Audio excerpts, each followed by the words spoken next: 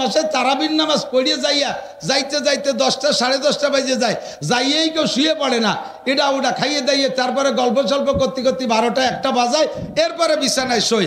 আবার দেখা যায় যে রাত 3টের সময় উঠে গেছে। ঘটনা কি? এ সময় 1টায় উঠলি 3টায় শুইলে 1টায় শুইলে 3টায় উঠা যায় না। রমজান মাসে 1টায় শুইলে 3টায় উঠা যায়। কারণ কি? এখন শেষ রাত্রি উঠলি তো 1 গ্লাস পানিও কেউ খাতি যায় না। শেষ সময় তো শেষ রাত্রি উঠে তো পেট ভরি গলা সমান খাওয়া যায়। ইবাদতের পরে যদি কিছু থাকে হাদিয়া, তাহলে ওই ইবাদতে ইন্টারেস্ট বেশি থাকে।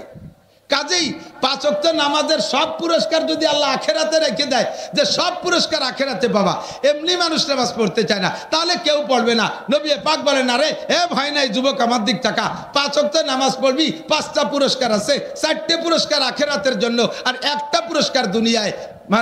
মান হাফাজা আলাস সালাওয়াত আকরামাহুল্লাহ বিখামসি খিসাল। 1 নম্বরে ইউরফা আনহু যিকুল আইশ।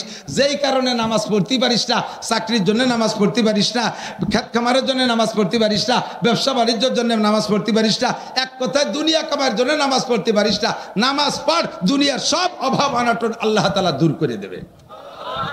ফাঁকে একটু বুঝে নিতে হবে, নামাজিকে আল্লাহ তাআলা দুনিয়ার রিজিকের অভাব দেয় না। এর তর্জমা কি? রিজিকের অভাব দেয় না মানে ব্যান চালালে আল্লাহ তাআলা বিমানের পাইলট বানাবে তা না।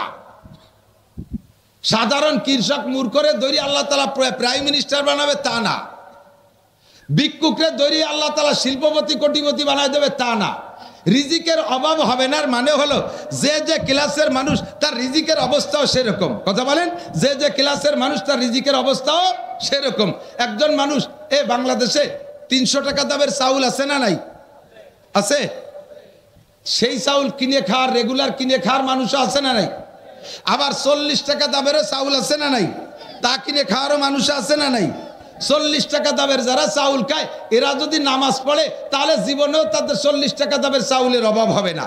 তবে ওই লোকটারে 300 টাকা দামের চাউল আল্লাহ দেবে না। কারণ যে লোক 40 টাকা দামের চাউল খায়, মোটা মোটা গাবের আঠির মতো, এ ভাত গলা সমান খাইয়ে দুপুর পর্যন্ত কুদাল কুবাতি পারে, ভাত ফুরোয় না।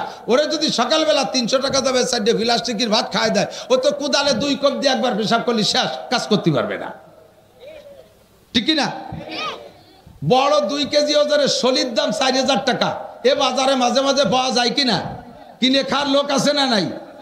আছে না? আল্লাহ তো যেই লোকটা 2000 টাকা 4000 টাকা দামের শৈল কিনে খাইতে পারে, এই লোকটা যদি নামাজি হয়, আল্লাহ তাআলা তার সেই রকম শৈলীর অভাব রাখবে না কোনোদিন। যেই লোকটা শৈল কিনে খাতে পারে না, রেগুলার টাকি মাছ কিনে খায়, এ যদি নিয়মিত নামাজ পড়ে, আল্লাহ তাআলা তার টাকি মাছের অভাব রাখবে না। যে লোকটা ডেলি 1 কোটি টাকা ইনকাম করে, ও যদি নিয়মিত নামাজি হয়, আল্লাহ তাআলা তার ডেলি 1 কোটি টাকা ইনকামের ব্যবস্থা দরজা খোলা রাখবে। যে লোকটা ডেলি 500 টাকা কামাই করে, ওই লোকটা যদি নামাজি হয়, আল্লাহ তাআলা তারে গ্যাপ গর্ত দেবে না, রেগুলার তারে 500 টাকার ইনকামের ব্যবস্থা করে দেবে। এর মানেই হলো, এটাই হলো রিজিকের অভাব দিবে না। আল্লাহু আকবার। তো দোস্ত, নামাজ ইম্পর্টেন্ট বিদায়, এর জন্য আল্লাহ তাআলা কোরআন শরীফের ভিতরে 82 বার আলোচনা করেছে। নামাজের চাইতেও আরো ইম্পর্টেন্ট ইবাদত থাকতে পারেনি কি? কথা বলেন, মনে হয় আপনাদের আছে? নামাজের চাইতে মুসলমানের জীবনে আর কোনো বড় ইবাদত আছে? নাই। কিন্তু কার্যক্ষেত্রে জায়গা বিশেষ নামাজের চাইতেও কোনো কোনো ইবাদতের গুরুত্ব বেশি হয়ে যেতে পারে। যেমন আমার দিক তাকান, নামাজ এমন গুরুত্বপূর্ণ ইবাদত যে নামাজকে কোনো অবস্থাতেই মিস করার সুযোগ নেই। রোজাও ফরজ, হজও ফরজ, যাকাতও ফরজ।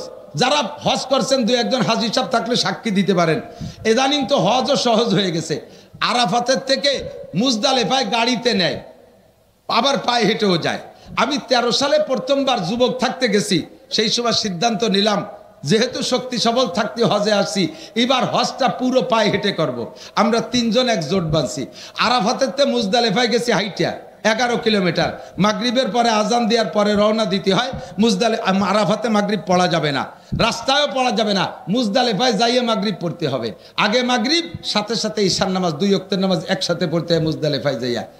আর জায়গাটা এত গুমসান, এত ভিড় যে মাগরিবের পরে আরাফাতের থেকে রওনা দিয়ে একসাথে 300 মিটার রাস্তা দিয়ে কোটিখানিক মানুষ রওনা দেয়। হাঁটা লাগে না, মাইল 3 হাঁটা লাগে না, পড়িয়ে না গেলি হয়, খালি সুজায়ে দাঁড়ায় থাকতে হবে, অনায়াসে গোষ্ঠী তালে থাকতে থাকতে আস্তে আস্তে যাইতে থাকবে। ইচ্ছে করে একটা কদম হাঁটার কায়দা নেই। এইভাবে রাত 11টা পর্যন্ত হাইটা মুজদালেফায় যাইয়া মাগরিব আর ইশা পইড়া এরপরে ওখানে একটু শুইতে হয় ফ্লোরের উপরে, কিচ্ছু নাই, বেড বিছানা নাই, ঘরবাড়ি কিছু নাই, পাকা রাস্তার উপরে পাথরের গায়ে গা দিয়ে শীত হয়ে শুয়ে থাকবেন। এরপর পিঠ গরম হয়ে যায়, এরপরে উঠে ফজরের নামাজ পড়িয়া আবার ওখান থেকে রওনা দিতে হবে শয়তান মারতে জামরা। 4 কিলোমিটার, 5 কিলোমিটার, 6 কিলোমিটার যে যত দূর অবস্থান করছে সেখান থেকে সেটুক হাইটিয়া এরপরে শয়তান রে মাইরিয়া নাফাক দুইটা সুড়ঙ্গ রাস্তার ভিতর দিয়ে মক্কায় যেতে হবে 4 কিলোমিটার, ওইটুক হাইটে যাইয়া এরপরে যারা গাড়িতে গেছে তারা যে মাতাফের ভিতরে অল্প জায়গায় তওয়াফ করতেছে, আপনি হেঁটে যে পিছনে পড়ে যাবেন, নিচে আর জায়গা পাবেন না। মসজিদের মধ্যে দিয়ে ঘুরতে হবে, একটা গুল্লি দিয়ে আসতে 1 কিলোমিটার, 7 গুল্লি দিতে 7 কিলোমিটার, ওখান থেকে এরপরে সফা মারোয়া 450 মিটার, এইটুকরে 7 বার যাইতে আসতে এ পর্যন্ত আপনার জীবনে এত পরিশ্রম হবে, সারা জীবনেও কোনোদিন এরকম পরিশ্রমের কাজ করেন নাই।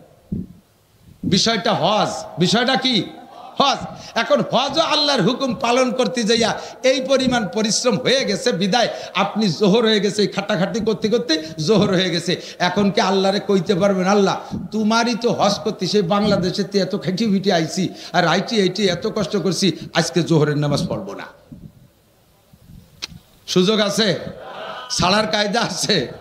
কোনো অনুমতি আছে?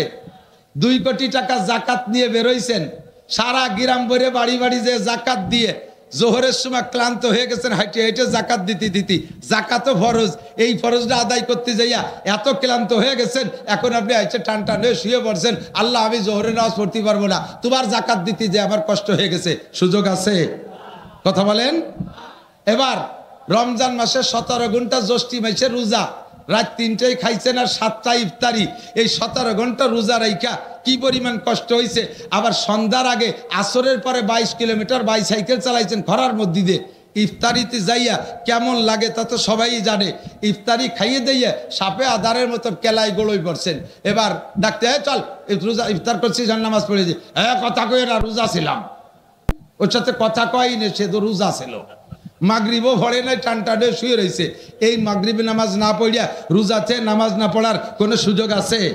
ঈশার সময় আজান হয়েছে, চল যাই তারাবি পড়ে আসি, কথা কয়ে না রোজা ছিলাম। তাহলে এক রোজার বাহানা দিয়ে 2 ওয়াক্তের নামাজ মাইর, একটি সুযোগ আছে নাকি? কথা বলেন।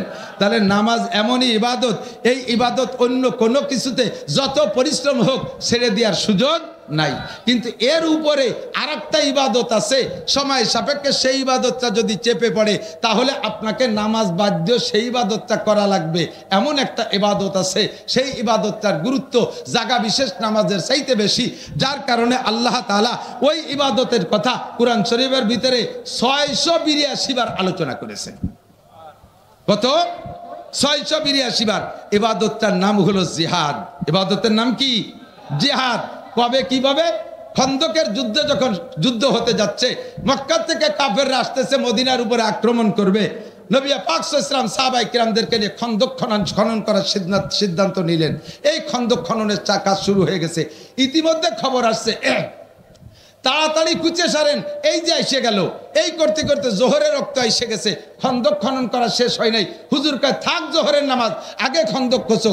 খুঁজতে খুঁজতে আসর হয়ে গেছে, খন্দক খনন করা শেষ হয় নাই। হুজুর কয় থাক আসরের নামাজ, আগে খন্দক খনন করো। খুঁজতে শুরু হলো, মাগরিব এসে গেল, মাগরিবের নামাজের রক্ত এসে গেছে, খন্দক খনন করা শেষ হয় নাই। হুজুর কয় থাক মাগরিবের নামাজ, আগে খন্দক খনন করো।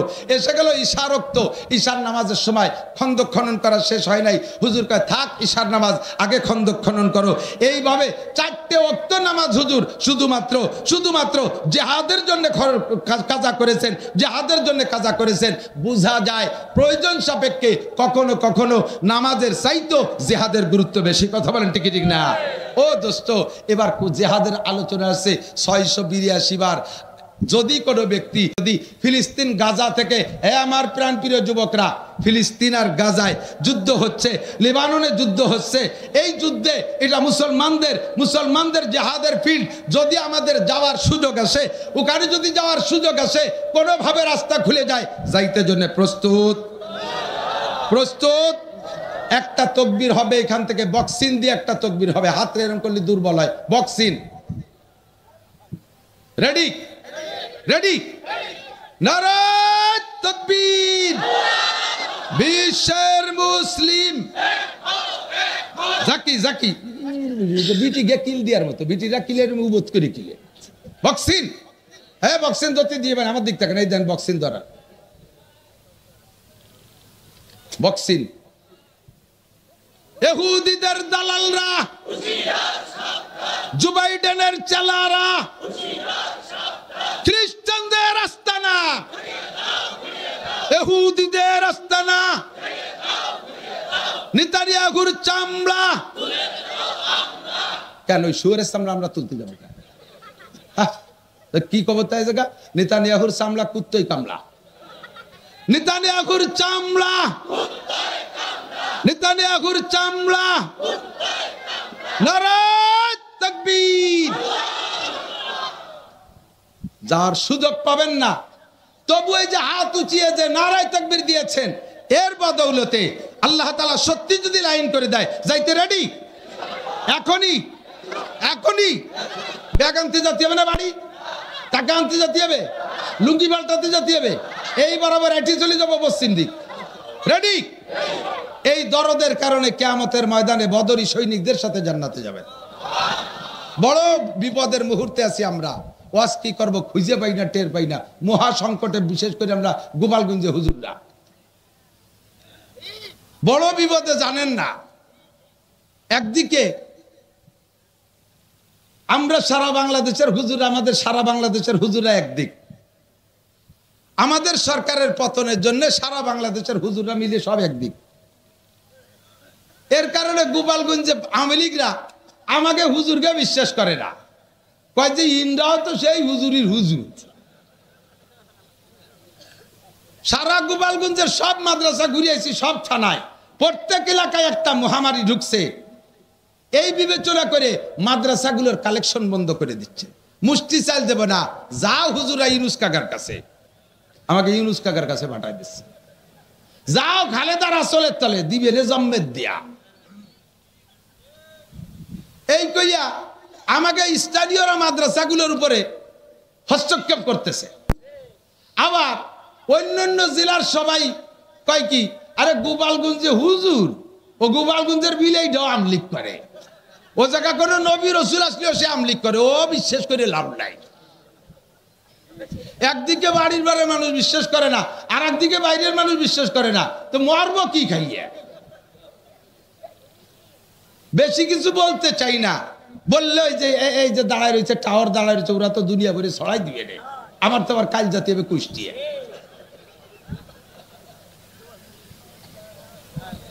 কি করবো, মহাবিপদে আছি।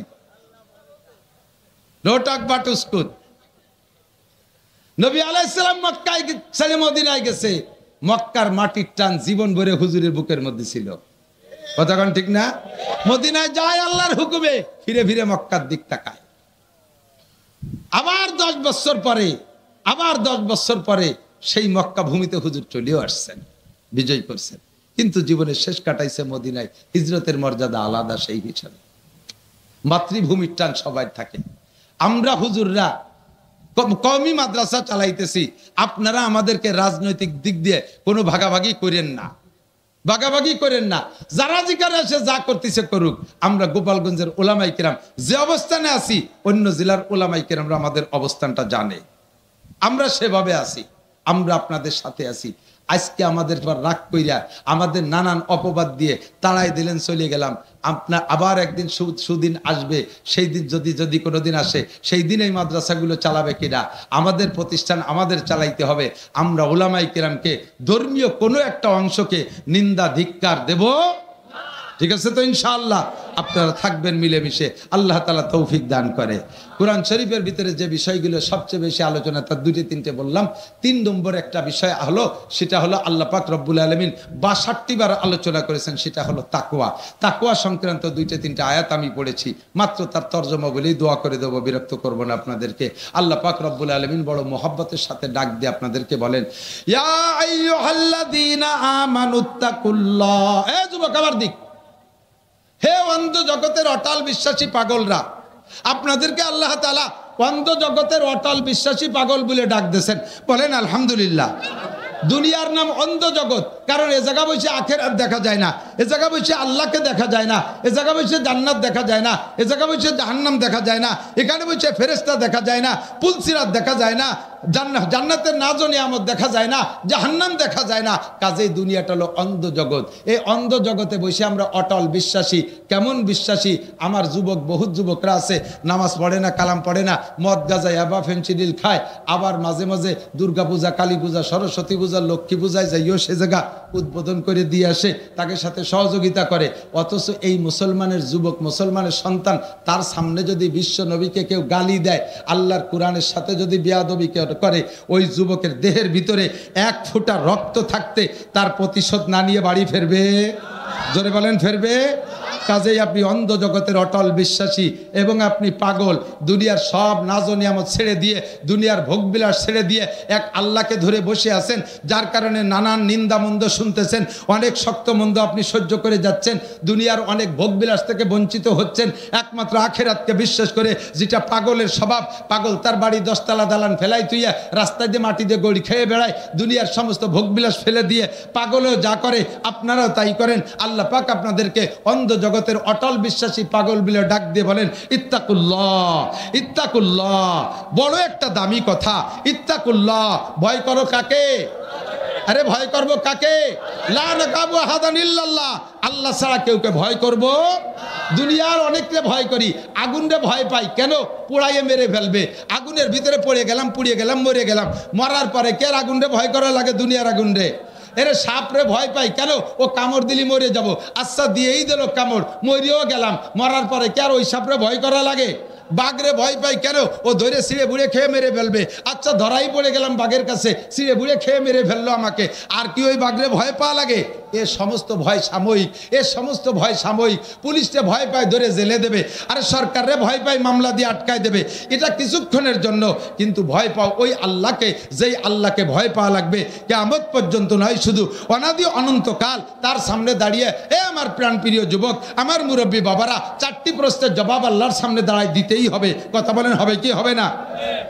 দুনিয়ার মানুষের সামনে মানুষের জবাব দিতে তাই আটকে যায়। বর্তমানে কি জবাজবি চলতেছে তা জানি না। কয় কারে কিরম ধরে ধরে কিভাবে আটকায়, কি জিজ্ঞেস করতেছে জানি না। বাকি 16 বছর আগে ফখরুদ্দিন, ইয়াজউদ্দিন, মঈনুদ্দিন সরকারের সময় মনে আছে নাকি মুরব্বীকে? এ দল ও দল, আমলিগ, বিএনপি সব দলের বড় বড় নেতাকে ধরে ধরে আটকাইছে, মেলা কিছু জিজ্ঞেস করে নাই। আরে যাদেরকে আটকাইছে ফখরুদ্দিন সাহেবকে, তাদেরকে জিজ্ঞেস করছে, মিয়া জীবনে কয় ওয়াক্ত নামাজ কাজা করছে তাই কয়ে যাও, এই জিজ্ঞেস করছে। হ্যাঁ, গত রমজানে রোজা রাখো নাই কে? ফখরুদ্দিনকে তাই জিজ্ঞেস করছে। কয়টা হজ ফরজ হয়েছে তা করো নাই কে? এ জিজ্ঞেস করে নাই। বোরকা পরিস নাই, পরে নাই কে তোর বউ? এ জিজ্ঞেস করে নাই। আপনি কেন কাঁসাই দিয়ে ইরিদান লাগাইছেন তা জিজ্ঞেস করে নাই। আপনি কেন সুদ খাইছেন তা আপনারা জিজ্ঞেস করে নাই। আপনি কেন কি বলা হয় পরের মাথায় বাড়ি মারছেন তা আপনারা জিজ্ঞেস করে নাই। সব নেতাকে একটা মাত্র প্রশ্ন করছে, আন মালিহি মিন আইন ইকতাসাবা ফিমা আনফাকা। সিরাগঞ্জি ভাঙ্গা সুটকে নিয়ে ঢাকা আসলে, আর পরে বিশাল ভবনের মালিক হয়ে গেলে, এইটা কোত্থেকে হইলা?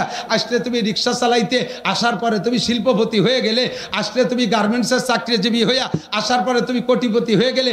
এই টাকা কোত্থেকে পাইলা? মাত্র 1 টাকার হিসাব নেছে। কথা বলেন ঠিক কি ঠিক না?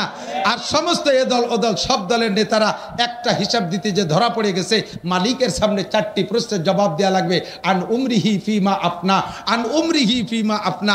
আপনার 70-80 বছরের জীবন কোথায় কতটুকু কাটাইছেন একটু কয়ে যান।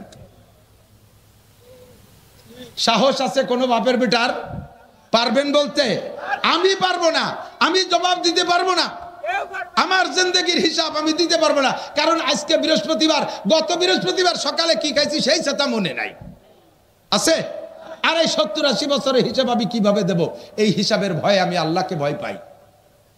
সিদ্দিকা আয়েশা বলে, হুজুর আমরাও কি হিসেবে আটকে যাব?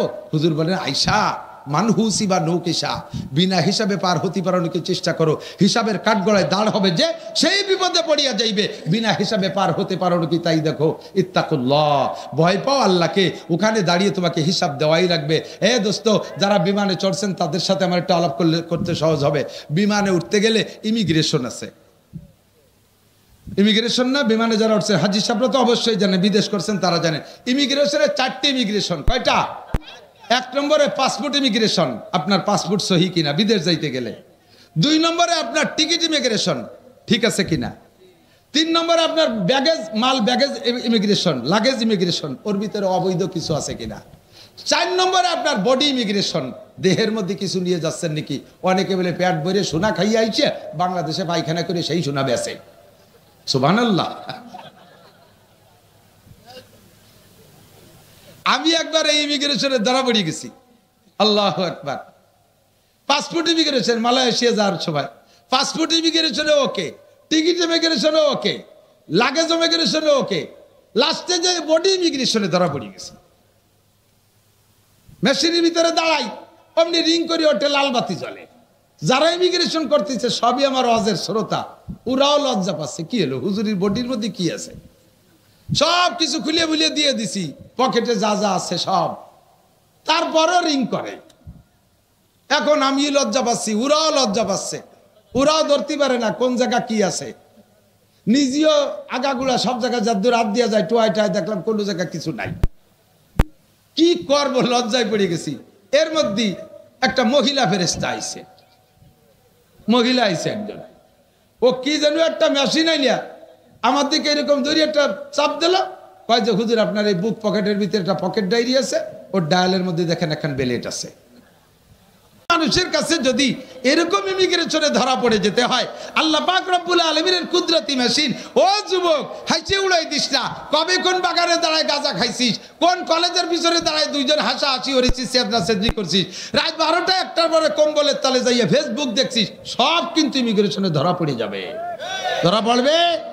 আর নুমরিহি ফিমা আপনা, 4 ইমিগ্রেশনের পরে তারপরে তোমাকে বিমানের গাড়িতে কইরা বিমানে উঠতে দেবে। এটা যদি হয় দুনিয়ার ইমিগ্রেশন, আল্লাহর কাছে তোমার 4টি ইমিগ্রেশনের 1 নম্বর ইমিগ্রেশন আন উমরিহি ফিমা আপনা কারহা বা কলকে ইয়ারি জুমলা রাস বা খুদা তাজবীর ও হিলা কায়রাওয়াস। দুনিয়ার সবকিছু সুন্দর, তোমার আখিরাত অসুন্দর কেন? এই এলাকায় কত আলেম ওলামা, আমি তো ছোটবেলায় পড়ে গেছি, আজ থেকে প্রায় 36, 38, 37 বা 40 বছর আগে পড়ছি, কাফিয়া পড়ে গেছি এখানে। সেই সময় দেখতাম এই এলাকার মাদ্রাসার ছাত্ররা বাড়ি বাড়ি ছাত্রদেরকে লজিংই খানা খাইতে যাইয়া লজিংই পড়ায়। তাহলে এতদিন পর্যন্ত যদি পড়ায়, তাহলে এই এলাকার কোনো মানুষ কোরআন শরীফ শুদ্ধ করে পড়তে বাকি থাকে না। তো এত হুজুরের মধ্যে তোমার কোরআন শরীফটা পড়া শুদ্ধ না কেন? এত হুজুরের মধ্যে তোমার নামাজটা সুন্দর না কেন? এত হুজুরের মধ্যে তোমার দোয়া কুনুতটা সুন্দর না কেন? এত হুজুরের মধ্যে তুমি ইকামত দিতে পারো না কেন? এত হুজুরের মধ্যে থেকে তুমি আজান দিতে দিশে পাও না কেন? এত হুজুরের মধ্যে দোয়া মাসুরাটা কেন শেখো নাই? এত হুজুরের মধ্যে থেকে দাড়িটা রাখা শিখিস নাই কে? এত হুজুরের মধ্যে থেকে তার চুলির অবস্থা কে? তুই কুত্তো সুলা দিয়ে একেবারে গাঢ় সাইসি বেলায় দিছিস, উপরে যাই আবার সাইডে মেসি কাটিং রেখে দিছিস। গোটা জীবনের হিসাব দেওয়া লাগবে, লাগবে। 2 নম্বরে আন শাবাবিহি ফিমা আবলা, বিশেষ করে ভয় কেন পাবো আল্লাহকে? আল্লাহর সামনে দাঁড়ায় হিসাব দেওয়া লাগবে, আল্লাহর সামনে দাঁড়ায় হিসাব দেওয়া লাগবে। আরে ফখরুদ্দিনের সামনে না, আরে ডক্টর ইউনূসের সামনে না, আরে ইয়াজউদ্দিনের সামনে না, মঈনুদ্দিনের সামনে না, শেখ হাসিনার সামনে না, খালেদা জিয়ার সামনে না। এ সব গোষ্ঠী যুদ্ধ আটকে যাবে আমাদের চাইতে আগে। আমাকে আপনাকে জবাব দেওয়া লাগবে, যৌবনকালটা কোথায় কাটাইছো কয়ে যাও। যৌবনকালে যা করা যায় বৃদ্ধকালে তা করা যায় না। যৌবনকালে ইচ্ছা করলে শেষ রাত্রে, শীতের রাত্রে উঠা ঠান্ডা পানিতে গোসল করে তাহাজ্জুদ পড়া যায় ফজর পর্যন্ত। কথা কন। আর বুড়ো হয়ে গেলে ওক্তের অজু তাই ওক্তে বানাতে জান্ডা বেরোয় যায়। গরম পানি দিয়ে অজু বানায় দেয়। শীতকালে এই হাত দুই এই হাতের দ্বারে আসতে এসে এই হাত প্যারালাইসিস হয়ে যাবে, ইঞ্জিনিয়ার যে তাড়াতাড়ি জ্যাকেট গায়ে দিয়ে দেয়। কথা কন। বুড়ো হয়ে গেলে যৌবনকালে তুমি সকাল 9টায় গোসল করছো, গোসলেরও যদি ঈশার নামাজ পড়ে শুতে পারো, এমন সুন্দর সুন্দর স্বাস্থ্যওয়ালা ছেলের আছে। তবে আশা করি ইদানিং নাই, সবগুলো শেষ হয়ে গেছে, সব ডিলে হয়ে গেছে। সব ডায়াবেটিস, 16-18 বছরে পোলাপান ডায়াবেটিসের রুগী। 3 বাইর আটতে গেলে ফতে 4 বার পেশাব করা লাগে। তবে যদি স্বাস্থ্য ভালো থাকে 9টার গোসলেরও যদি হিসাব পড়তে পারো। আর বুড়ো মানুষ 1 ওয়াক্তের নামাজ, 1 ওয়াক্তে 3 প্রকারের নামাজ পড়তে 3 বার অজু বানানো লাগে। চোখের সামনে দেখছি। আমার আব্বা খুব শক্তিশালী মানুষ ছিল, অজু বানায় গেছে মসজিদি, জোহরের নামাজ 4 রাকাত সুন্নত পড়ার পর দিয়ে তলপেট চিপে ধরে বেরোয় যাচ্ছে। আব্বা ফরজ পড়বেন না? কয় না, পেশাব করে আসি। পেশাব করে আইসে ফরজ পড়ছে, আবার কাহা গেলেও না মসজিদি। আবার এক জাড়ি দিয়ে বারোই যাইয়া আবার পেশাব করে অজু বেড়ে এসে 2 রাকাত সুন্নত পড়া লাগে। এক ওয়াক্তের 3 প্রকারের নামাজ পড়তে 3 বার অজু করা লাগে। আর যৌবনকালে সকালেও যদি ঈশার নামাজ পড়া যায়, কাজেই যৌবনকালের মেশিনের কাছে আল্লাহ পাকের দাবি বেশি। আন শাবাবিহি ফিমা আবলা, যৌবনকালটা কোথায় লাগাইছো বলে যাও। ইচ্ছা করলে বাইসাইকেল চালায় তুমি ইস্তেমার মাঠে যেতে পারবা, ইচ্ছা করলে বাসবাড়ি থেকে বাইসাইকেল চালায় সরমুনার ময়দানে যাইতে পারবা, ইচ্ছা করলে গহরডাঙ্গা প্রত্যেকদিন হাইটে যাইয়া 27, 28, 29 নভেম্বরের মাহফিল শুনতে পারবা। এটা হলো যৌবনকালের শক্তি। আর বৃদ্ধ বয়সে কিছুই করা সম্ভব না। এই জন্য এই কালটাকে আল্লাহ পাক বেশি বেশি কড়াকড়ির সাথে ধরবে। এই জন্য আল্লাহকে ভয় পাই। 2 নম্বর 3 নম্বর আন মালিহি ফিনাইনাকতাসাবা ফিমা আনফাকা, মাল কোত্থেকে কামাই করছো? মোটা মোটা টাকা কামাই করে বাংলাদেশের চৌকালারা ভাত পায় না, বাংলাদেশেতে টাকা নিয়ে কানাডা বিল্ডিং বানাইছে। এ কথা কয় না? বিল্ডিং কোন জায়গা বানাইছে? কানাডা। চৌকালারা ভাত পায় না, কানাডা বিল্ডিং বানাইছে। যা থাক সেই কানাডার বিল্ডিং এর ভিতরে খালি আমলিগালাকে দোষ নেয়া। যে সময় যারা সুযোগ পায় তারাই সে কানাডা বিল্ডিং বানায়। কথা কোন ঠিক ঠিক না? সাবধান, সতর্ক থাকতে হবে দোস্ত। কিয়ামতের ময়দানে জবাব দেয়া লাগবে। কোটি কোটি টাকা সুদে টাকা ইনকাম করে বাসবাড়ি মাদ্রাসায় মসজিদ বানাই দিছো, আজ কোন কেউ হবে না। ঘুষ খাইয়া কামাই করে কাবা ঘরের গিলাপ দিয়ে দিছো, অর্ধেক নেকিও পাবে না, ঈমান নষ্ট হয়ে যাবে। মিন আইন ইকতাসাবা ফিমা আনফাকা, কোত্থেকে কামাই করেছো, কোথায় খরচ করেছো বলে যাও। 4 নম্বর হলো এইগুলোকে আল্লাহর কাছে জবাব দিতে হবে, সেই ভয় পাই। 5 নম্বর হলো মাজা আমিলা বিমা আলিমা। 2 দিন পর্যন্ত উলামায়ে কিরাম সম্ভবত পাল্টায় কথা বলছে। যা জীবনে প্রয়োজন সবই হুজুরদের বলা হয়ে গেছে। আমার আপনার জিন্দেগিতে যা দরকার গুটে গুটে হুজুররা সবই শুনাই দিয়েছে। এই জানা কথাগুলোর পর কতটুকু আমল করছো জবাব দিয়ে যাও। যদি এই জবাবের চিন্তা থাকে তার নাম হলো ভয়। আল্লাহ পাক রব্বুল আলামিন ইত্তাকুল্লাহ, আল্লাহকে ভয় করো হাক্কা তুকাতিহি, যেমন ভয় করা দরকার। রব্বুল আলামিন, তাকওয়া তো একটা ইবাদত, শুনেছি সব ইবাদতের প্রতিদান তুমি আখিরাতেও দাও, দুনিয়ায়ও দাও। তাকওয়ার বিনিময়ে তুমি কি দাও? আখিরাত তো পাবোই, তাকওয়ার বিনিময়ে আখিরাত পাবো। দুনিয়ায় তাকওয়ার বিনিময়ে কি আছে? 2-3টে কথা মাত্র বলে দোয়া করে দেব। 1 নম্বরে তাকওয়ার বিনিময়ে আল্লাহ পাক বলেন, ওয়া মাইয়াত্তাকিল্লাহা ইয়াজআল লাহু মাখরাজা ওয়া ইয়ারযুকহু মিন হাইসু লা ইয়াহতাসিব। যারা আল্লাহকে ভয় পায়, যার মধ্যে তাকওয়া আছে, আল্লাহ পাক এই ব্যক্তিকে হাজারো বিপদ থেকে তার কুদরতি হাতে ধরে বাঁচাইয়া দেয়। ওয়ারযুকহু মিন হাইসু লা ইয়াহতাসিব। 1 নম্বরে তাকওয়ার বিনিময় দুনিয়ায় হাজারো বিপদ থাকলে তার থেকে বেরিয়ে যাওয়ার পথ পেয়ে যাবা। 2 নম্বরে আল্লাহ পাক ধারণার বাহির স্থান থেকে রিজিকের ব্যবস্থা করে দেবে। দোস্তরে কিসসা সবাই জানেন, ছোট্ট অল্প করে একটু বলি। ইউসুফ নবী আলাইহিস সালাতু ওয়াস সালামকে জুলাইখা জেলখার তার ঘরের মধ্যে আটকাইছে। জুলাইখা ইউসুফ নবীকে আটকাইছে। হ্যাঁ যুবক আমার দিক, ইউসুফ নবীকে জুলাইখা আটকালো কেন?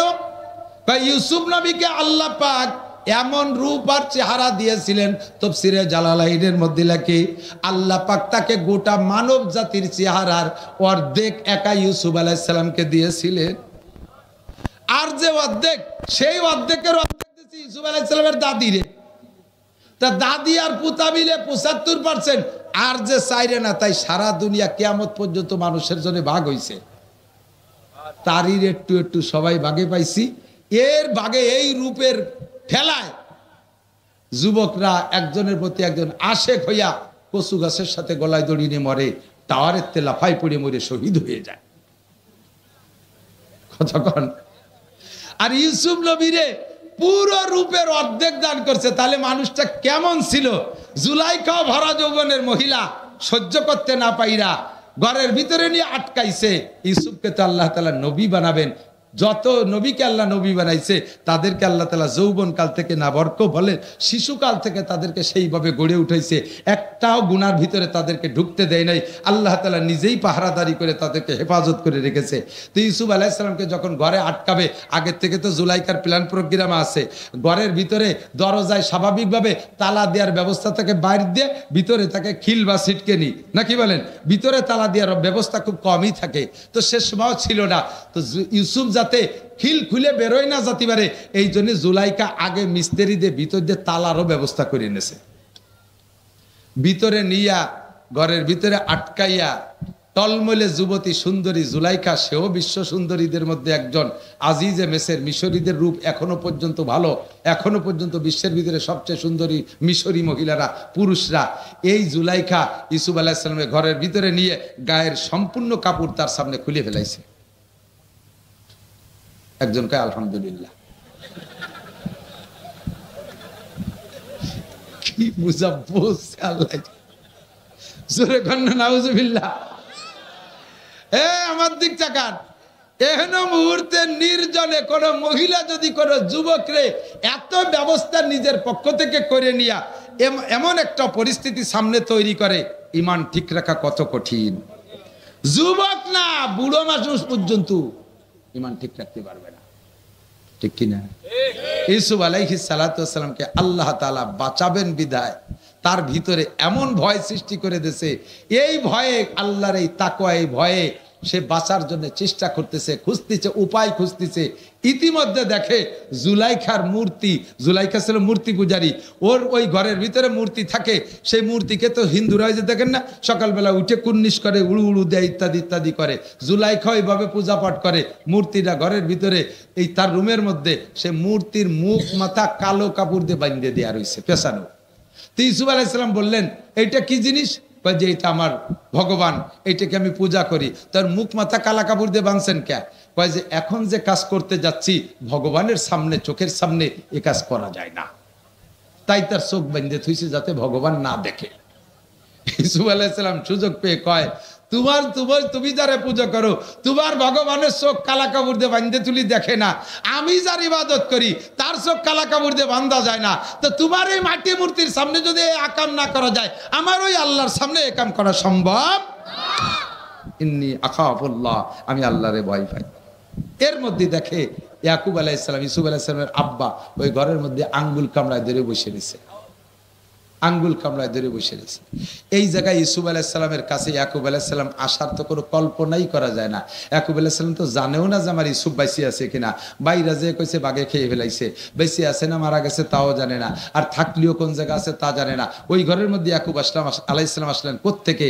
আল্লাহ পাক যাকে বাঁচানোর চেষ্টা করে, যে আল্লাহকে ভয় পায়, আল্লাহ তাআলা তাকে বাঁচানোর ব্যবস্থা করে দেয়। ওই জায়গায় ইয়াকুব আলাইহিস সালামকে পাঠায় দিয়েছে, আর বাপের সামনে ছেলেতে এ কাম করতে পারে না। এইটা দেখেই উনি ভয়তে দৌড় মারছে, আর দরজার কাছে গেছে তো খটখট করে তালাগুলো খুলে গেছে, একের পর এক 7টা দরজা খুলে গেছে। কন্যা সুবহানাল্লাহ। ওমাইয়াত্তাকিল্লাহ ইয়াজআল লাহু মাখরাজা, যে আল্লাহকে ভয় পায় আল্লাহ তাআলা তাকে বাঁচানোর জন্য ব্যবস্থা করেই দেয়। ও দোস্ত, ওয়ারযুকহু মিন হাইসু লা ইয়াহতাসিব, দারুণার বাহির স্থান থেকে উত্তম রিজিকের ব্যবস্থা করে দেয়। এরপরে খাটলেন জেল, এরপরে জেল খাটা থেকে বেরোলেন, জেলে তো গেছে জুলাইখার প্ররোচনায়, এরপরে গেছেন জেলে, জেলের থেকে বেরোইলেন। বেরোনোর পরে আল্লাহ তাআলা ধীরে ধীরে সম্মান কোথায় নিয়েছে, ধীরে ধীরে কোথায় সম্মান নিয়েছে? ওই জুলাইখার স্বামী আজিজে মেসের মারা গেছে প্রেসিডেন্ট, এরপরে সেই জায়গায় হযরত ইউসুফ আলাইহিস সালামকে আল্লাহ তাআলা প্রথম বানাইছে খাদ্যমন্ত্রী, এরপরে বানাইছে প্রেসিডেন্ট। কন্যা সুবহানাল্লাহ। জুলাইখা তখন মাজুল হয়ে গেছে, সরকারি সুযোগ সুবিধা সবকিছু থেকে বঞ্চিত। দীর্ঘদিন পর্যন্ত প্রেসিডেন্টের স্ত্রী থেকে সোনা দানা টাকা পয়সা বহুত জমা করছে, এই সব সহ চলে গেছে বাড়ি যাইয়া এবার এখনো পর্যন্ত ইউসুফ আলাইহিস সালামের মোহাব্বত ছাড়তে পারে নাই, ইউসুফের মোহাব্বত ছাড়তে পারে নাই। ইউসুফ আলাইহিস সালাম তখন তো প্রেসিডেন্ট, এখন জুলাইখা বুড়ো অতি পুজো হয়ে গেছে, চোখের এই পর্দা ঝুলিয়ে এসে চোখও বন্ধ হয়ে গেছে। হিন্দি বলে যায়, ইউসুফের সাথে একটু আমারে দেখা করাই দিবি? কয় যে দেখা করাই দিতে পারি, 50,000 টাকা লাগবে। বিটি মানুষ ফকুই দিয়ে টাকা নিয়ে গেছে, ও টাকা খাইয়ে দিয়ে চলে গেছে। আমাকে চট্টগ্রাম এক হুজুর ছিলেন, বুজুর্গ হুজুর, ওই বুজুর শীতকালে দিন হুজুর পাহাড়ি এলাকায় মাদ্রাসা, তো পাহাড়ি শিয়ালে শেষ রাত্রি ডাকতেছে, মানে সন্ধ্যা রাত্রি ডাকতেছে, ধুমা আবেগে ডাকতেছে। এখন হুজুর কয় এই শিয়ালগুলো ডাকে কে? কয় যে হুজুর ওই শিয়ালগুলো শীতের যন্ত্রণায় ডাকতেছে। হুজুর একটা মাইটি হাড়ির মধ্যে কিছু পয়সা তো ব্যাংক এক ঠিলে ভরিয়ে গেছে, কয় যে এই টাকা নিয়ে যাই ওই শিয়ালকে কম্বল কিনে দিয়ে। ছাত্ররা রাতের ফটকা কম না, ওরা সেই হাড়ি ভরে টাকা নিয়ে ভাগ করে নিয়ে জিরে খাইয়ে দিয়ে ফেলাইছে। শিয়ালটা কি কম্বল কিনে দেয়নি? পরের দিন আইসা ক্লাসে আইসে কয় আজকে আবার রাতে ক্লাসের সময় শিয়াল ডাকতেছে। এই শিয়াল ডাকে কা? তোরা কম্বল দিস নেই? কয় যে শকর আদায় হতেছে। আজকে ডাকে মানে শকর আদায় হতেছে, কম্বল পাইয়ে। কানে আলারে এভাবে মারিয়ে খাইয়ে যায়, আমাদের বাংলাদেশে এরকম শিয়াল আছে না নাই কথা কন? মাননীয় প্রধানমন্ত্রী বস্তা ভরে ভরে টাকা দেশে, শিয়ালরা সব টাকা খাইয়ে কানাডা বাড়ি বানাইয়া আজকে গোষ্ঠী শুদ্ধ বিপদে ফেলাই দিয়েছে। কথা কন ঠিক ঠিক? নেত্রীরে অত দোষ দিতে পারি না। তো জুলাইখার টাকা এইভাবে শিয়ালের খাদেমরা খাতি খাতি সব খেয়ে শেষ করে বেড়াইছে। জুলাইখার নিজস্ব বাড়ি নেই, রাস্তার পাশে ছোট্ট একটা ঝুপড়ি করে থাকে। ইউসুফ আলাইসাল্লাম ওই বিশ্বরোড দিয়ে অফিসে যায়। উনার একটা ঘোড়া ছিল, এই ঘোড়াটা পৃথিবীতে আর আসে নাই, ওরকম ঘোড়ার আগেও আসে নাই, পরেও আসে নাই। ওই ঘোড়াটার ভিতরে আল্লাহ তাআলা সিফাত দিয়েছে, সেই গুণের থেকে বর্তমানেও আমাদের বড়দের বড় বড় অফিসার, রাজা বাদশা, নেতা নেত্রী, এমপি মন্ত্রীদের গাড়ির ভিতরে সেই ঘোড়ার সিফাত। ঘোড়ার গুণ ছিল হলো ইউসুফ আলাইহিসসালাম যখন পিঠের উপরে বসতেন তখন ওই ঘোড়াটার নাক দিয়ে একটা শব্দ বাড়িত, সাইরেন বাজানোর মতো 3 মাইল দূরিতে শোনা যাইত। সেই সাইরেনের নকল করে আমাকে নেতাকে গাড়ির ভিতরে সাইরেন লাগাইছে। দেন না কোনো দিক যাওয়ার সময় সামনে 30 গাড়ি, পিছনে 30 গাড়ি, ডাইডে 10 গাড়ি, বামে 10 গাড়ি, মাঝখানে কোন গাড়ির মধ্যে নেতা ফলাই রয়েছে কালা গ্লাসের মধ্যে টের পাওয়া যায় না। একই কালারের গাড়ি ছাড়িয়ে দিছে, 3 সাইরেনের ভিতরে সাইরেন লাগাতে কুহু কুহু কুহু কুহু অতি অতি রাস্তায় দিয়ে দৌড়তি তালে তাই। তো ইউসুফ আলাইহিস সালাতু ওয়াস সালাম যখন ওই ঘোড়ায় উঠতেন, রাস্তার মানুষ টের পাইয়া শুধু এক নজর ইউসুফের চেহারাটা দেখার জন্য রাস্তায় এসে সারিবদ্ধ দাঁড়ায় থাকতো। তো জুলাইখা কয়, একজনের টাকা দেছে, আমি তো বুড়ো হয়ে গেছি, যাতে পারবো না, তুই আমার একটু রাস্তায় নিয়ে যাবি, পারবি? কয়দিন সে চেষ্টা করছে, পারে নাই।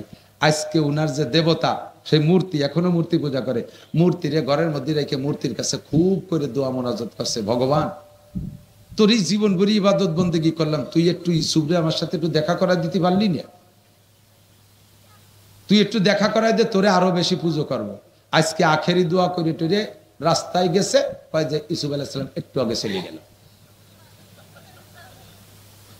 দুঃখী জ্বালায় ভগবানরে লাইথবে না চড়াবে তা টের পাচ্ছে না।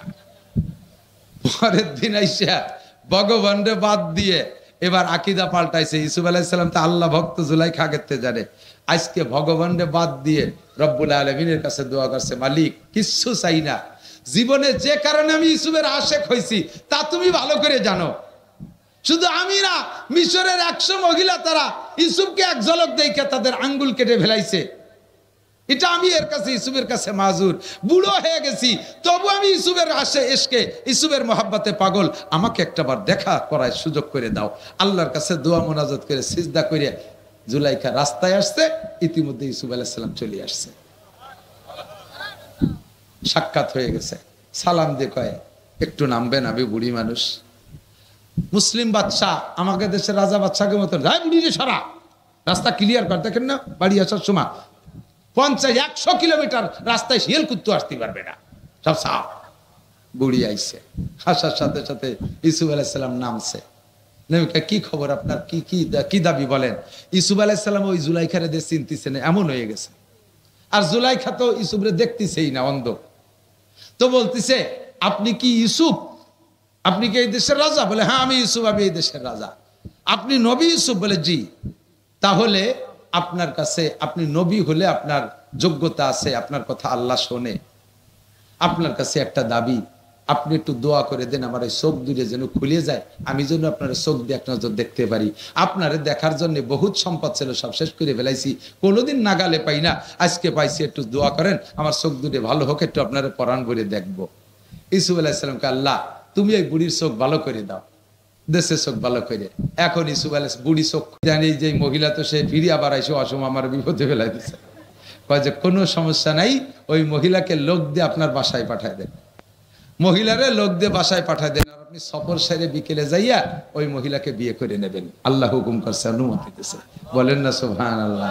নবীর ইশকে আশেক হইয়া একভাবে লেগে রয়েছে নিজেকে পবিত্র রেখা, অবশেষে আল্লাহ তাআলা তার চাহিদা পূরণ করে দিয়েছে। এখন ওই মহিলাকে লোক দিয়ে যখন বাড়ি পাঠাইতেছে, ইউসুফ আলাইহিস সালামের বাড়ি, মহিলাকে ইউসুফ নবীর বাড়ি যার আগে আমার ওই ঝুপড়ির মধ্যে একটু জাতি হবে, ঝুপড়ির মধ্যে একটু জাতি হবে। ঝুপড়ির মধ্যে যাইয়ে সে ভগবানের ঠ্যাং দৌড়িয়ে, ওরে ব্যাঙ্গের মতো আসার শয়তান, তোর জীবন ভরে বুঝো আল্লাহ ইবাদত করলাম, তুই আমার ইউসুফের সাথে দেখা করাতে পারলি রে? আরে একবার কইছি আমার আল্লাহ রে, সেই আল্লাহ আমার ইউসুফের সাথে দেখা করাই দিয়ে আমার সব পাল্টায় ফেলে দিয়েছে, তোরে পুজো দেবো যে জায়গায় দিয়ে যায়। ওরে ভাঙ্গে চুরি হাত পাও মোয়া হইয়া পানিতে ডুবোই টুবোই থুইয়ে তারপরে ইউসুফ আলাইহিস সালামের বাসায় গেছে। যথারীতি বিয়ে হয়ে গেছে। ইউসুফ আলাইহিস সালামের আরো স্ত্রী ছিল, বলা হয় যে অন্য কোন স্ত্রীর পেটে সন্তানও হয় নাই। এই জুলাইখার পেটে আল্লাহ তাআলা 3টে সন্তান দান করেছে। সেই 3 সন্তানের মাধ্যমে যাইতে যাইতে সন্তানের একটা মেয়ের নাম রহিমা, একটা মেয়ের নাম রহিমা। ওই রহিমাকে আল্লাহ তাআলা আবার বিয়ে করা দিয়েছে হযরত আইয়ুব আলাইহিস সালামের সাথে। সেই আইয়ুব আলাইহিস সালামকে 18 বছর পুকার বাসাটা খেদমত করছে এই রহিমা, বংশীয় ভাবে নবীর বংশ। রহিমার বাপ ইউসুফ আলাইহিস সালাম, ইউসুফ আলাইহিস সালামের বাপ ইসহাক আলাইহিস সালাম, ইসহাক আলাইহিস সালামের বাপ কি বলা হয় ইব্রাহিম আলাইহিস সালাতু ওয়াস সালাম। এইভাবে যাইতে যাইতে ইউসুফ আলাইহিস সালামের ইয়াকুব আলাইহিস সালাম, ইয়াকুব আলাইহিস সালামের বাপের নাম ইসহাক আলাইহিস সালাম, ইসহাক আলাইহিস সালামের বাপের নাম ইব্রাহিম আলাইহিস সালাম। সেই বংশের মাইয়া, কি যে তার বিনয়ী ভাষা, আমি আশ্চর্য হয়ে যাচ্ছি। অবশেষে আমি বললাম, বাবা তুমি এত ভালো, খুব খুশি হয়ে গেছি। খানা দানা শেষে বিদায় নেওয়ার সময় ছেলেটা বলতেছে, হুজুর আপনি তো আবার খেদমত নিলেন, আমিও খেদমত করে খুশি হয়েছি, কিন্তু আমার পরিচয়টা তো নিলেন না। তো বলো, আমি তো মনে করছি তুমি খাবাসপুর মাদ্রাসার ছাত্র। কয় না হুজুর, আমি ফরিদপুর রাজেন্দ্র কলেজের ছাত্র। জীবনে আমি দাড়িতে খুর দেই নেই। দাড়ি গজানোর আগে আপনার বয়ান শুনেছি, সেই থেকে প্রতিজ্ঞা করেছি আল্লাহ দাড়ি দিলে, একটা দাড়ি দিলেও কাটবো না। এই তুতির পর চারটে, যে আমাকে দেশে কয় ছাগলের দাড়ি, এরকম চারটে পাতলা দাড়ি, তাই সে কাটে নাই। এরপরে পাগড়ি জুব্ব তো আছেই আছে। হুজুর আমি কোন জায়গায় থাকি, একটু কদম দিয়ে বরকত দিয়ে যান। ও যে রুমি থাকে, আমারে সেই রুমি নিয়ে গেছে। রুমি যাইয়া দেখি আমি নিজেকে নিজে ওয়াজ সংগ্রহ করছি, আমি নিজে সেখান থেকে খানিকটা অর্জন করছি। রুমির মধ্যে যাইয়া দেখি সাদে লেখা আল্লাহ দেখে, ও বাংলায় লিখে তুইছে। ডান পাশের ওয়ালে লেখা আল্লাহ দেখে, বাম পাশের ওয়ালে লেখা আল্লাহ দেখে, 4টে ওয়ালে লেখা আল্লাহ দেখে। আমি কি তুমি এগুলো কি করছো? কয় যে হুজুর আপনি বলেছিলেন গুনাহ থেকে বাঁচতে হলে 3টে কথা মনে রাখতে হবে। একটা হলো, আমি যখন গুনাহ করি ওই সময় মনে আনতে হবে আমার এই গুনার অবস্থাটা কে দেখে? জোরে বলেন, কে দেখে? আল্লাহ দেখে। তাহলে আমি আল্লাহ যখন দেখে, আমি কিভাবে আল্লাহর সামনে গুনাহ করব? ইউসুফ আলাইহিস সালাম কয় আমি জুলাইখার সাথে জিনা করব, এই অবস্থাটা আল্লাহ দেখে, তাহলে আমি কিভাবে করব? আমি এর ভিতরে একা থাকি, এই ঘরের ভিতরে একা থাকি, একা একা গুনাহ করার বহুত সুরত আছে। আমি যুবক মানুষ, কলেজের আমার বহুত ছাত্রীরা আছে, আমার সহপাঠীরা, তারা আমাকে অনেকভাবে বিরক্ত করে। আর একা একা রুমের ভিতরে থাকি, গুনাহ করার অনেক পথ আছে। আমি যখনই গুনাহ করার ইচ্ছা করি, যেদিকে তাকাই লেখা দেখি আল্লাহ দেখে, ভয়ে আমার ভিতরে কাজ করে, আর তখন আমি গুনাহটা করতে পারি না। এদিকে তাকায় গুনাহ করব, ওয়ালের দিক তাকায় দেখি আল্লাহ দেখে, ওয়ালের দিক তাকায় দেখি আল্লাহ দেখে, এই জন্য আমি গুনাহ করতে পারি না। হুজুর আপনার 3টে কথা আমার মনে আছে। 1 নম্বরে গুনাহ করার সময় কল্পনা করতে হবে আল্লাহ দেখে। 2 নম্বরে গুনাহ করার সময় খেয়াল করতে হবে আমি যে গুনাহটা করতেছি, এই গুনাহটা ফেরেশতারা দেখতেছে আর লিখতেছে। কথা বলেন ঠিক কি ঠিক না? 3 নম্বরে আরেকটা কথা কল্পনা করলে গুনাহ থেকে বাঁচা যাবে, সেটা হলো আমি যে গুনাহটা করতেছি, এই গুনাহরত অবস্থায় আমার মৃত্যু হতে পারে কি পারে না? গুনাহরত অবস্থায় আমার মৃত্যু হতে পারে। মদ গালে দিছি, এই অবস্থায় মরতে পারি। সিগারেট টানতেছি, এই অবস্থায় মরতে পারি। আমি সুদে টাকা হাতে নিচ্ছি, ওই অবস্থায় মরতে পারি। টেলিভিশন দেখতেছি, ওই অবস্থায় মরতে পারি। রাতের বেলা কানে খিল লাগায় মমতাজের গান শুনতেছি, ওই শোনার ভিতরে দিয়ে গম হয়ে গেছে, ওর মধ্যে আমি মরে যেতে পারি। তাহলে যে হালাতে মরতেছি, ওই হালাতটা আল্লাহ পাক রব্বুল আলামিন দেখতেছে, ফেরেশতারা। আমার এই অবস্থাটা, গুনার অবস্থাটা যদি আল্লাহ দেখে, আমি কিভাবে আল্লাহর সামনে করব? এর নাম হলো মাইয়াত্তাকিল্লাহ ইয়াজআল লাহু মাখরাজা। ইয়া আইয়ুহাল্লাযিনা আমানুত্তাকুল্লাহা হাক্কা তুকাতি। যুবক, ও যুবক, সিগারেট খাইস না, আল্লাহ দেখে। মদ খাইস না, আল্লাহ দেখে। ফেসবুকে ল্যাংটা ছবি দেখিস না, ওইটা আল্লাহ দেখে। তুই গাঁজা এবার খাইস না, আল্লাহ দেখে। জিনা করিস না, আল্লাহ দেখে। চুরি করিস না, আল্লাহ দেখে। মুরব্বীরা সুদে টাকা হাতে নিয়েন না, আল্লাহ দেখে। পরের জমি আইল ঠেলেন না, আল্লাহ দেখে। আপনি যে অন্যায়টা করেন, আল্লাহ দেখে। দেখে কি দেখে না? এই ভয়টার নাম হলো তাকওয়া। এইটা একটু ভিতরে সেট করি, আজকে আমার ওয়াজের শেষ। আজকে ভিতরে এই ভয়টা আমি সেট করি, তাহলে সকল গুনাহ থেকে বাঁচতে পারবেন। আর গুনাহ থেকে বাঁচলে লাভ কি শুনবেন? আল্লাহ কাল্লা ফাতাহনা আলাইহিম বারাকাতিম মিনাস সামাই ওয়াল আরদ। আপনাদের বাঁশবাড়ি এলাকার সেই আমলের খবর জানতাম, বর্তমান খবর জানি না। তবে আশা করি আপনাদের সেই অবস্থানে ঠিক আছেন। আপনারাই বাঁশবাড়ির মাদ্রাসার এলাকায় যারা আছেন, আমি ধান কালেকশন করছি, আপনারা ইরি ধান কাইটা বাড়ি আইনে 40 ভাগের 1 ভাগ ভাগ করে মাদ্রাসা মসজিদে দিতেন, গরিবকে দিতেন। এইটা কি এখনো আছে? এটা আছে। আমি সেই সময় গল্প দিতাম, আমি সেই সময় যা চোখে দেখে গেছি, আপনাদের ক্ষেত খামারে সেচের পানি দেয়া লাগতো না, কীটনাশক ওষুধ পানি দেয়া লাগতো না, অনায়াসে স্বাভাবিকভাবে জোয়ারের পানিতে ধান ফুলে থাকতো, আপনারা কেটে নিয়ে আসতেন, আর এই মাদ্রাসায় 40 ভাগের 1 ভাগ দিতেন। আল্লাহ পাক আপনাদের এই বরকত দেশে, আপনাদের এই কিস্সা আমি বাংলাদেশের বিভিন্ন প্রান্তে শুনেছি, আর বলছি বিশ্বাস না হলে বাঁশবাড়ি যে দেখে আসো। আল্লাহ পাক আপনাদেরকে এর বদৌলতে আপনাদের বরকত দিয়েছে, বরকত দিয়েছে, আপনারা বরকত পেয়েছেন। আল্লাহকে ভয় পেয়ে যদি শরীয়তের বিধানের পর আমল করেন, এই বরকত কিয়ামত পর্যন্ত চালু থাকবে। কথা বলেন ঠিক ঠিক না? বাস্তবে ইতিহাস কিছু বলা লাগে না, বর্তমানে নতুন করে ইতিহাস হচ্ছে। ক্ষমতার মালিককে আরো জোরে, যুবকরা দল বেদল সব আছে, এর মধ্যে বিএনপির যুবকেরা আছে, কি বলে জাতীয় পার্টিও থাকতে পারে, আর জামাত শিবিরও থাকতে পারে, আর আওয়ামী লীগ তো অবশ্যই আছে। সবাই মিলে একটা কথা মনে রাখবা, জীবনে কোনোদিন রাজনীতি করতে করতে বলবা না ক্ষমতার উৎস জনগণ। ক্ষমতার উৎস কে? জনগণ কি ক্ষমতার উৎস? এবার চোখে দেখাই দিছি। একদিন আমরা নিষেধ করছি যে কথা কইেন না, আরে বলে কি জনগণই ক্ষমতার উৎস, এই বলে ঝাড়ি মারছেন। এবার আল্লাহ চোখে দেখাই দিছে। মাননীয় প্রধানমন্ত্রী জননেত্রী শেখ হাসিনার সাথে তখনও পর্যন্ত সরকারি পাওয়ার রয়েছে, উনি ছেড়ে যাওয়ার আগ পর্যন্ত ছিল না? সরকারি পাওয়ার আছে।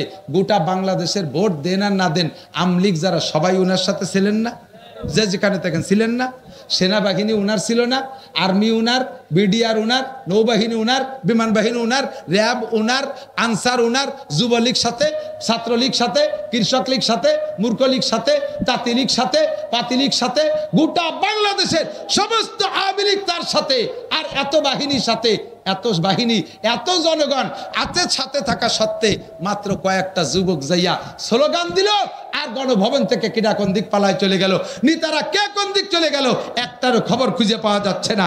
জনগণ যদি ক্ষমতার উৎস হতো তাহলে শেখ হাসিনা দেশ থেকে যাওয়া লাগতো না, আওয়ামী লীগরা এভাবে পলায় থাকা লাগতো না। কথা বলেন ঠিক ঠিক না? প্রমাণ করে দিয়েছে জনগণ ক্ষমতার উৎস না। ক্ষমতার উৎসকে যারা এই আওয়ামী লীগ লাগে ঠগাইতে পাইরা এখন তোমরা বিভিন্ন প্রকার দুর্নীতি করতেছো, তোমরা ভালো করে মনে রাখো, আওয়ামী লীগের সাথে এত কিছু থাকা সত্ত্বেও তাকে পাততলে মাটি নাই। তোমরা কয়েকজন মানুষ যা করে বেড়াচ্ছ, আল্লাহ যদি তোমাদের আচরণে রাইগে যায় তাহলে তোমরা পাততলে মাটি না, পাততলে 7 সমুদ্র 13 নদীর তলে যাইয়া তারপরেও তোমরা জায়গা পাবা না। কথা বলেন ঠিক ঠিক না? অন্যায় করবা তো হিসাব করে করবা, প্রতিশোধ নিবা তো হিসাব করে নিবা। আল্লাহ পাক দেখায় ছাড়িয়ে দিয়েছে, আল্লাহ পাক ক্ষমতার উৎস, জনগণ ক্ষমতার উৎস না। আল্লাহর হুকুম যদি মেনে চলো, আসমান থেকে রহমত, জমিন থেকে বরকত আসে। আর একটা কথা বলে শেষ করে দেই, সেটা হলো আফগানিস্তান। আমরা জীবন ভরে কইছি এইভাবে ওইভাবে, ওই নবীর উপরে মান্না সালু আইছে, এ আইছে, ও আইছে, তা আইছে ইত্যাদি কইছি। দোস্তরে আফগানিস্তানের দিক তাকায় দেখেন, ইসলামী কোরআনের শাসন বাস্তবায়ন হওয়ার সাথে সাথে সেই আফগানের জমিনে আগে যে আনার গাছ, আঙ্গুর, ডালিম গাছ লাগানো ছিল, আগের সেই গাছে 1 কেজিতে 4 ডালিম হতো, আর এখন সেই গাছের 1 ডালিমে 1.5 কেজি হয়। জোরে কথা সুবহানাল্লাহ। আমরা জীবনে অনেক কিছু দেখেছি। আল্লাহর কাছে দোয়া করি, আল্লাহ আওয়ামী লীগ আলাই করুক, বিএনপি আলাই করুক, যেই করুক, এই দেশে কোরআনের শাসন ব্যবস্থা করুক, তাহলে আমরা ইনশাআল্লাহ এই দেশে ফসল, ফল, সমস্ত খনিজ সম্পদ ওভাবেই ইনশাআল্লাহ পাবো। বিশ্বাস হয় কি হয় না? আল্লাহ পাক কবুল করুক। জোরে বলেন আমিন। এই বাঁশবাড়ি মাদ্রাসার মাহফিলের জন্য আপনারা খুশি হন। ফিলিস্তিনের পক্ষে নেতা, কি বলা হয়, বাইতুল মুকাদ্দাসের পক্ষে, বিশ্বনবীর পক্ষে, বদরি সৈনিকদের পক্ষে যারা, একটু হাত দেখাবেন। টাকা চাচ্ছি না ভাই, নাই সত্যি মাশাআল্লাহ। যারা দুয়ার আগে চলে যাবে তারা ইসরায়েলের নেতানিয়াহুর দলের লোক। আমি ডাকে দেখাবো যে ওই যে একজন নেতানিয়াহুর লোক যায়, সকালবেলাতে খেপানো শুরু হবে অথবা কিল শুরু হয়ে যাবে। একমাত্র পেশাব আসলে 1 আঙ্গুল। কাকা কিন্তু ইসরায়েলের দল হিসেবে যাচ্ছে না, উনি যাচ্ছে পেশাবখানা পাহারা দিতে। বাঁশবাড়িয়া মাদ্রাসার মাহফিল 1 মাস যাবত হবে। এর জন্যে অন্য কোন মাদ্রাসার থেকে ফারেক মৌলানা, অন্য কোন মাদ্রাসার হুজুরকে দাওয়াত দেওয়া লাগবে না। এই জায়গার থেকে যারা ফারেক হয়েছে, লেখাপড়া করে চলে গেছে, তারাই সুন্দর করে এই বাঁশবাড়িয়া মাদ্রাসার 1 মাসের মাহফিল চালায় রাখতে পারে। কথা বলেন ঠিক কি? আপনাদের ভাতের বরকত, এটা আপনাদের ভাতের বরকত। আমি প্রথমবার বলছিলাম, আমার মনে আছে, এই যে মাঠে যেদিন প্রথমবার আইছি, ভাতে কথা কয়, রুটিতি কথা কয়। কিভাবে রুটিতি কথা কয়? প্লেট ভরে রুটি তুলি কথা কয়? রুটিতি কথা কর সিস্টেম হলো একজন ক্ষুধার যন্ত্রণায় এর পড়ে রয়েছে নিস্তেজ হয়ে কথা বলতে পারে না, ঠেলা দিলেও ফিস ফিস করে চোখ নাড়া দেয়, কথা কয় না। সমস্যা হলো ওর পেটে কিছু নাই, ক্ষুধার তাড়নায় দুর্বল। এখন ওই লোকটারে যদি দুটো রুটি খাওয়াই দেয়, এবার পেটে যখন রুটি গেছে একটু পানি গেছে, উঠে বসে টেপ রেকর্ডের মতো কথা কওয়া শুরু করে না। রুটি প্লেটে ছিল সেও কথা কয় না, উনি এ জায়গা শুয়ে রয়েছে ইনিও কথা কয় না। যখন রুটি পেটে গেছে এবার মানুষটাই কথা কয়। তাহলে এই কথা কি মানুষই কয় না রুটিতি কয়? রুটিতি কয়। বাঁশবাড়ির ভাতে কথা কয়, আমি বাঁশবাড়ির ভাত খাইছি, সারা বাংলাদেশ চষে বেড়াচ্ছি আল্লাহর রহমতে।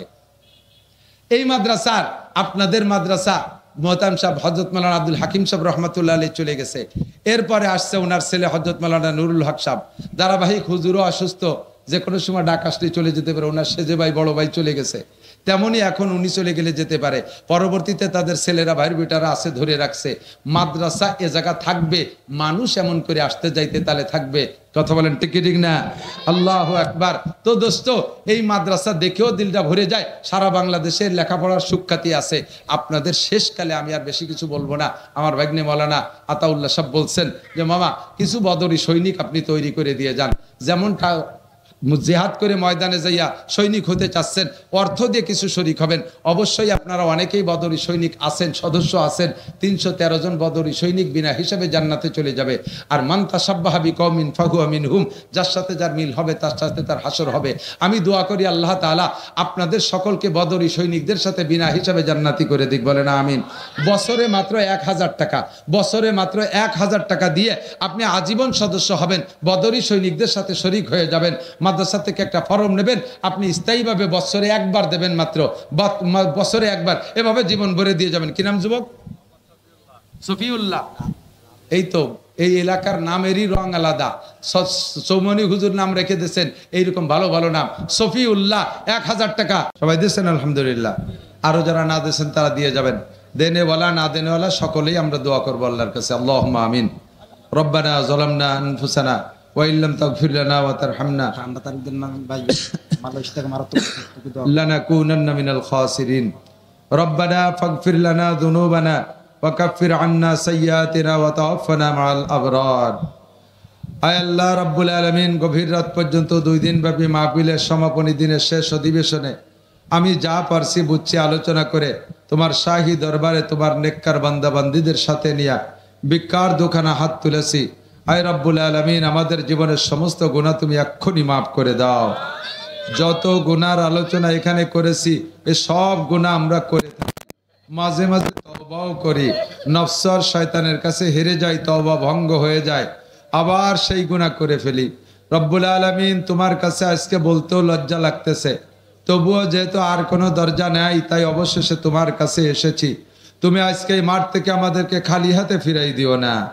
আয় রাব্বুল আলামিন, আমাদের হাত দুটো নেকি দ্বারা ভরপুর করে দাও, আমল নামা নেকি দিয়ে ভরে দাও, আমাদের গুনাহ খাতা সব মাফ করে দাও। আমাদের আব্বা মা দাদা দাদি নানা নানি শ্বশুর শাশুড়ি আত্মীয় স্বজন পাড়া প্রতিবেশী বন্ধু বান্ধব উস্তাদ শাগরেদ পীর মুর্শেদ ছাত্র ছাত্র ভাই আপনজন যে যেখানে বনে জঙ্গলে কবরে শুয়ে আছে সকলের কবর আযাব মাফ করে দাও, সকলের গুনাহ খাতা মাফ করে দাও, সকলের কবরে জান্নাতের দরজা খুলে দাও। আয় মেহেরবান আল্লাহ, বিশেষ করে এই এলাকায় যত কবরবাসী কবরে শায়িত সবাইকে তুমি মাফ করে দাও। খাস করে আমাদের মহান মুরব্বী হযরত মাওলানা আব্দুল হাকিম সাহেব রহমতুল্লাহ আলাইহি এবং ওনার পরিবারের সদস্য যারা দুনিয়া থেকে চলে গেছেন, ভাইজান আব্দুল আজিজ সাহেব, আয় আল্লাহ ভাইজান নিজামউদ্দিন সাহেব, বড় বড় মানুষ ছিলেন, দেশে কত হিদায়াতের বয়ান করেছেন, আমরা তাদের থেকে বয়ান শুনেছি শিখেছি। ও মালিক, তুমি এই মরহুমদের গুনাহ খাতা সব মাফ করে দাও, তাদের কবর আযাব হতে থাকলে বন্ধ করে দাও, তাদের কবরে জান্নাতের দরজা খুলে দাও, তাদের মর্যাদা জান্নাতুল ফেরদাউসের আলা মাকামে নিয়ে যাও। আয় মালিক, তাদের ওয়ারাসা যারা দুনিয়ায় বেঁচে আছে তাদের মাধ্যমে এই দ্বীনি প্রতিষ্ঠান নিগরানি করা তৌফিক দান করো, এটাকে ধরে রাখার তৌফিক দান করো। এলাকার জনগণ সে সকল মুরব্বীদেরকে মহাব্বত করে আয় আল্লাহ এই মাদ্রাসায় দান ধ্যান করলেন, অনেক অনেক কিছু দিয়েছেন, আজীবন সদস্য হয়েছেন, সকলের দান তুমি কবুল করে নাও। এর ওসিলায় বদরি সৈনিকদের সাথে জান্নাতি করে দিও, দুনিয়ায় রোগ ব্যাধি বালা মুসিবত থেকে হেফাজত করো। চাকরি বাকরি ব্যবসা বাণিজ্য খেত খামারের ভিতরে হালাল ভাবে বরকত ঢুকাইয়া দাও। আয় মালিক, অনেক অসুস্থ রোগী আছে, সবাইকে সুস্থ করে দাও। আয় আল্লাহ, ঠান্ডা তালুকদার নামে এক বান্দা মালয়েশিয়া থেকে অত্যন্ত অসুস্থ, দোয়া চেয়েছে। এমন করে অনেকেই নাম ধরে দোয়া চেয়েছে। সব রোগীদেরকে তুমি সুস্থ করে দাও, সব রোগীদেরকে সুস্থ করে দাও। তালুকদার সাহেবকে সুস্থ করে দাও। আয় আল্লাহ, বর্তমানে এই মাদ্রাসার মোহতামিম সাহেব হুজুর অসুস্থ, ওনাকে পূর্ণ সুস্থ করে দাও। আয় আল্লাহ, পুরো গোপালগঞ্জের মুরব্বী হিসেবে আমাদের উপরে ছায়া হয়ে আছে। আয় আল্লাহ, আমাদের এই ছায়া লম্বা করে দাও। ওনাকে সুস্থতার সাথে হায়াতে তৈবা বাড়াই দাও। এই মাদ্রাসার সব হাজাত পূরণ করে দাও। ছাত্র শিক্ষক কোকদেরকে কবুল করে নাও। এলাকার জনগণ আলেম তালবি আলিমদেরকে ভাত খাওয়ায় লজিং রাখে। ও মালিক, এর ওসিলায় তাদেরকে আনসার সাহাবাদের সাথে জান্নাতি করে দিও। প্রত্যেকের দিলের নেক আশা পূরণ করে দাও। রব্বুল আলামিন, বাংলাদেশের লাল সবুজ পতাকার মাঝখানে তুমি কলেমা লা ইলাহা ইল্লাল্লাহু মুহাম্মাদুর রাসূলুল্লাহ লেখাইয়া এই বাংলার পতাকার মাথায় পথ পথ করে উড়ানোর তৌফিক দান করো। কুরআনী হুকুমত, হাদিসের হুকুমত দেশে বাস্তবায়ন করে দাও। যে দলের মাধ্যমে ভালো হয় তুমি সেই দলের মাধ্যমে করে দাও। আয় আল্লাহ, পশ্চিমা শাসন ষড়যন্ত্রের থেকে বাংলাদেশকে তুমি হেফাজত করো। ফিলিস্তিন গাজার মুসলমানদেরকে বিজয়ী দান করো। বাইতুল মুকদ্দাস মুসলমানদের হাতে এনে দাও। জো বাইডেন, নেতানিয়াহু সহ তার ইহুদ নাসারাদের সৈন্য সামন্তদেরকে আয় আল্লাহ ভূমধ্য সাগরে ডুবাইয়া ধ্বংস করে দাও। তাদের অস্ত্রের আগুনে তাদের জ্বালাই পোড়াই শেষ করে দাও। আয় আল্লাহ, মুজাহিদিনদের শক্তি বাড়াইয়া দাও। আমাদের দোয়া তোমার হাবিবের তোফাইলে কবুল করে নাও। এই মাদ্রাসায় আয় আল্লাহ মাওলানা আতাউল্লাহ সহ আরো যারা মাদ্রাসার শিক্ষক মন্ডলী আছে তাদের হিম্মত, শক্তি, সাহস বাড়াইয়া দাও। আয় আল্লাহ, টাকা পয়সা দিয়ে তাদের হাত মোটা করে দাও। রব্বির হামহুমা কামা রব্বায়ানি সগীরা রব্বি জিদনি ইলমান নাফিআ। সাল্লাল্লাহু তাআলা আলা খায়রি খালকিহি মুহাম্মাদিন ওয়া আলিহি ওয়া আসহাবিহি আজমাইন বিরহমাতিকা ইয়া আরহামার রাহিমিন। আসসালামু আলাইকুম ওয়া রাহমাতুল্লাহ।